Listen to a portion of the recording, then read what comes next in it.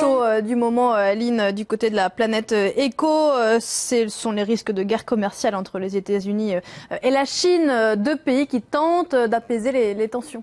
Oui, on en parlait tout à l'heure, Pauline, de la nécessité pour ces deux pays d'essayer de trouver un accord. Washington et Pékin seraient donc prêts à discuter en coulisses. Pour l'ambassadeur de Chine aux États-Unis, les deux pays doivent éviter une guerre commerciale, un objectif qui semble aussi partagé par la Maison-Blanche. Nabia Makloufi. Si Donald Trump multiplie les déclarations cinglantes, son équipe fait profil bas. Elle se donne encore 2 mois pour appliquer les taxes annoncées. D'ici là, elle pourrait surtout chercher à négocier. Je ne suis pas assez intelligent pour savoir comment tout cela va finir. Mais je sais que le but ici est d'améliorer le commerce et en réalité de retrouver le chemin du libre-échange et donc de la croissance.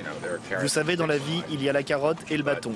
Et finalement, le président prône le libre-échange. Il me l'a dit. Il l'a dit publiquement.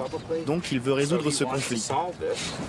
Dans ce bras de fer, l'enjeu est colossal. La contre-attaque chinoise a été brutale.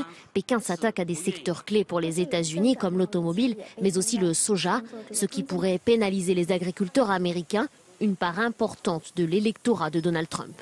De façon générale, les milieux d'affaires américains penchent pour une solution à l'amiable. C'est très préoccupant. Non seulement pour les entreprises américaines impliquées dans ces secteurs industriels, mais aussi pour toutes les entreprises américaines qui font des affaires avec la Chine. Gardez en tête qu'il ne s'agit là que de menaces. Aucune taxe n'a encore été mise en place. Tactique ou pas, les consommateurs chinois ont eux aussi pris part à ce conflit. Des appels au boycott de produits américains sont apparus sur les réseaux sociaux.